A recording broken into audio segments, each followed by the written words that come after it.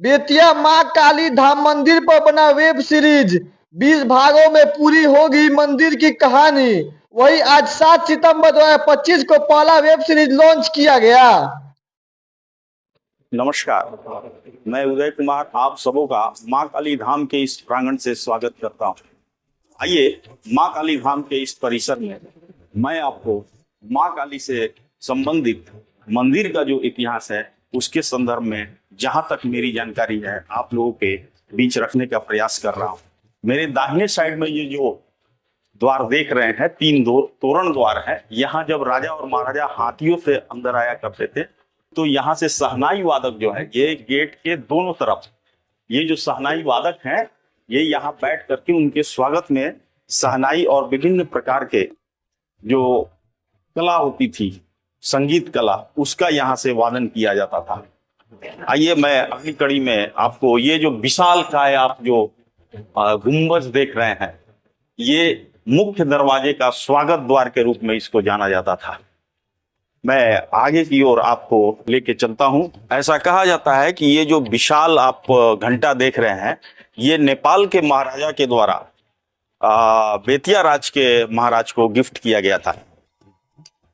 पशुपतिनाथ की मूर्ति है, वो गिफ्ट के तौर पे दिया गया था बेतिया राज को। उसका भी इतिहास मैं आगे आपको बताऊंगा। आइए अब हम लोग मुख्य दरवाजे से अंदर की ओर प्रवेश करते हैं। मित्रों, जैसा मैं आपको बता रहा था कि अकबर के दरबारी राजा उदयकरण के द्वारा सुगौली के पास सुगांव में चंपारण राज्य की स्थापना की गई। उसके बाद राजा उग्रसेन ने अपनी राजधानी बेतिया को बनाया। ये 1627 ईस्वी की बात है। उसके बाद से बेतिया राज के तीसरे महाराजा, जिनको राजा दिलीप सिंह के नाम से जाना जाता है, उनका शासनकाल 1694 के आसपास, और ऐसी मान्यता है कि उन्हीं के द्वारा इस मां काली धाम की स्थापना की गई थी। तो बड़ा ही सुंदर तरीके से, और बिल्कुल चूंकि राजा खुद तंत्र विद्या में अपने आप को माहिर मानते थे और तंत्र विद्या की जानकारी थी, तो इस पूरे मंदिर का जो निर्माण हुआ है वो तांत्रिक पद्धति से हुआ है, जिसको मैं आगे आपको बताऊंगा।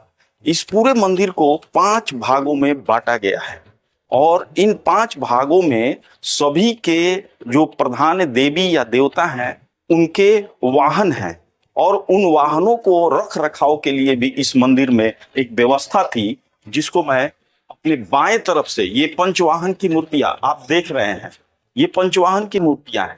जितने भी मुख्य 5 मंदिर हैं, उन सबों मुख्य मंदिर के जो प्रधान देवी या देवता हैं, उनके जो वाहन हैं वो यहाँ पे स्थापित किए गए हैं।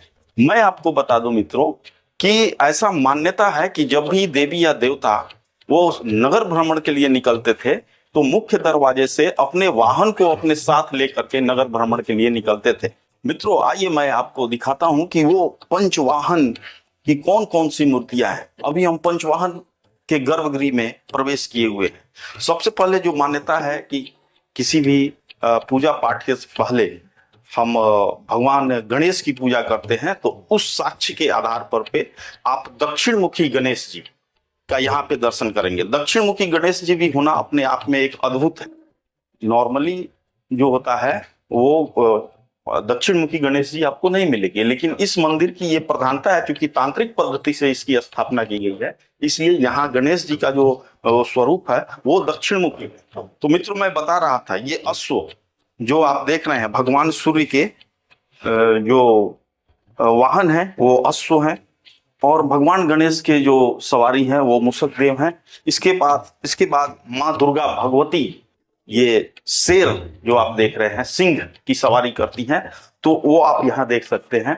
और चौथा जो है भगवान शिव परिवार, जहाँ नंदी बाबा के रूप में आप नंदी देव को आप यहाँ देख सकते हैं। उसके बाद जो दशावतार जो भगवान के स्वरूप का अलग अलग युगों में अवतार हुआ है, उसमें भगवान विष्णु की मुख्य प्रधानता है। तो उनके जो वाहन है गरुड़, उस गरुड़ महाराज की आप प्रतिमा यहाँ पे देख सकते हैं।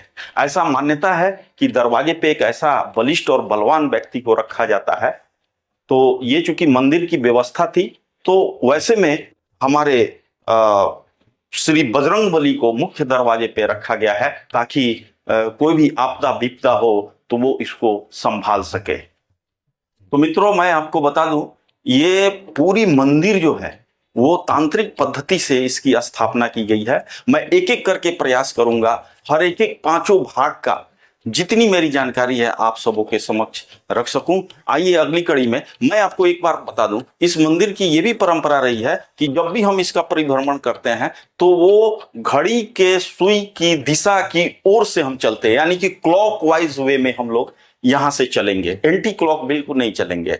और सबसे अंत में जो है मां काली का दर्शन करने के बाद भैरव, अष्ट भैरव की जो मूर्तियां हर जगह आपको देखने को नहीं मिलेगी, लेकिन अष्ट भैरव की मूर्तियां भी मैं आपको अंत में दिखाऊंगा। जैसे कि जब कभी भी आप वैष्णो माता का दर्शन किए होंगे तो आपको याद है भैरव का मां ने संहार किया, तो भैरव ने कहा कि मां अब मेरा उद्धार कैसे होगा। तो मां ने कहा कि तू घबरा मत, क्योंकि मेरे हाथ से तेरा वध हुआ है इसलिए तेरा उद्धार होगा, और जब तक तुम्हारा दर्शन लोग ना कर लेंगे मेरे दर्शन को अधूरा मानेंगे। तो इस प्रकार से ये जो आप अष्ट भैरव की मूर्तियां यहाँ पे आप देख रहे हैं, ये एक सबसे अंतिम पार्ट है, मैं उसको आपको अंत में लेकर के आऊंगा। आइए आगे की ओर हम लोग चलते हैं।